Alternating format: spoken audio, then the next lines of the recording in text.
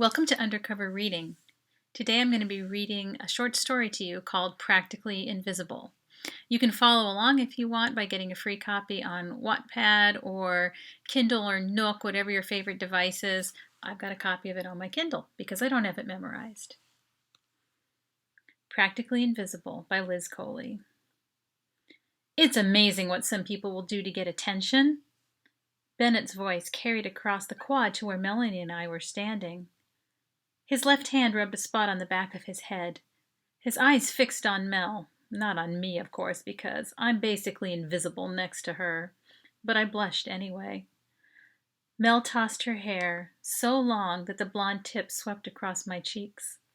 "Sorry," she called. "I'm usually not so uncoordinated. I was aiming for the tree." Bennett picked up the blue frisbee that had soared past the 100-year-old oak and attacked him from the rear. He crouched and tucked his wrist like a discus thrower. That tree? His tight black curls and straight nose completed the image of a Greek athlete, except in jeans, not naked white marble. Mel dropped her eyes, her cheeks as pink as mine.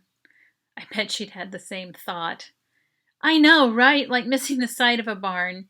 Do you mind Before she could finish the word, the frisbee sailed with incalculable aerodynamics to float straight down between two exposed roots at the foot of the oak. Bennett pumped one fist in the air. To me, he looked like an overgrown kid asking a trucker to toot his horn, but Mel smiled at him. "Tough lie," she said. "The hole's over there." She pointed to the steel mesh trash can on the far side of the tree. "Now it's going to take you 2 strokes to escape. I was going for a bank off the trunk." His eyebrows rose at her use of disc golf jargon. "Oh, of course." He loped toward us and handed Mel the frisbee, shaking off a spring green leaf. "Guess I messed up your finesse shot. What are you doing out here alone?" I stepped in front of Mel and glared at him. Why was he intruding on our private time? Had he followed us out of geometry class? He grinned at her right over my head, with orthodontia straight teeth, or I bet they were naturally perfect. Like the rest of him. Guys like that were bad news. Hard to forget. I tugged on her hand. "Let's go," I whispered. "I think he's trouble." Mel squeezed and slipped her fingers out of mine. "I finished my homework, had a free bell." "Why don't I know you?" he asked with a hint of more than casual interest in his dark eyes. "I'm, new," Mel said. "We just moved here."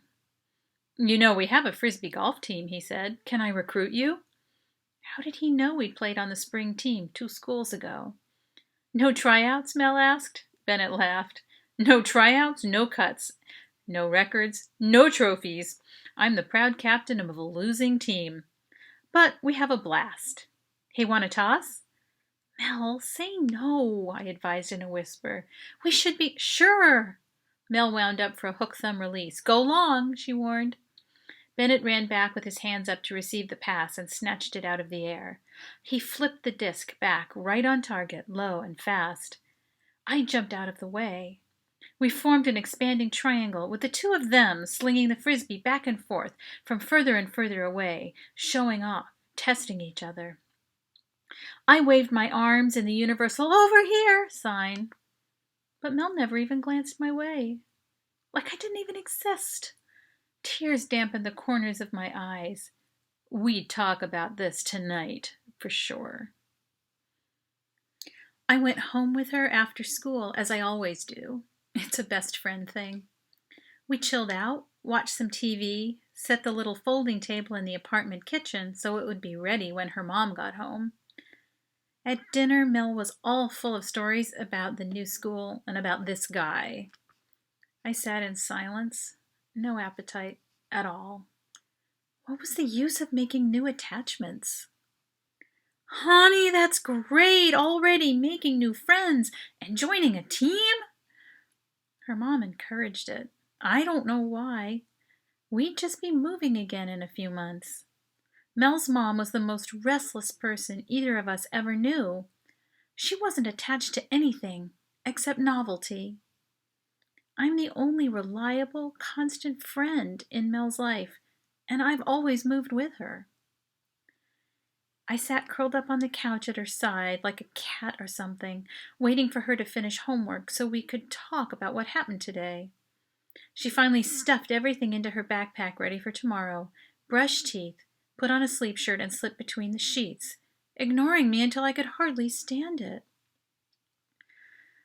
Finally, when the lights were off, I stretched out on top of the covers and tried to start the difficult conversation. "I can't believe it," I said. "You know you're doing it again." "Shut up." She rolled on her side away from me. "He'll never write or call. He's not that type. Don't break your heart all over." Her voice turned wistful. "Maybe we won't move again. Mom really likes this job." I sighed in the dark. "You said that the last time, but here we are." She was silent, but not asleep. "Look," I said more gently, "we're a team, you and me. And when we move, you know I'll come with you. He won't." Mel reared up on her elbows, her breathing tight and annoyed. "Maybe I don't want you to. Yeah, maybe I don't." My heart turned icy cold. "Mel, you don't mean that. You can't." "Shut up and let me sleep." But I couldn't let it go at that. "You used to take my advice," I said. I tried to keep the whine out of my tone, but I'm afraid it was there all the same. "You used to be older than me," she snapped. "I looked up to you. Now you're just being childish." My throat closed so tight I could hardly breathe. But Mel, I can't I know you can't. And it's not your fault. But you're holding me back. Why can't I grow up with you?" My voice felt unpleasantly tight. I thought we were forever." As I reached for her hair to smooth it between my fingers, she batted my hand away. "No," she said, "no more."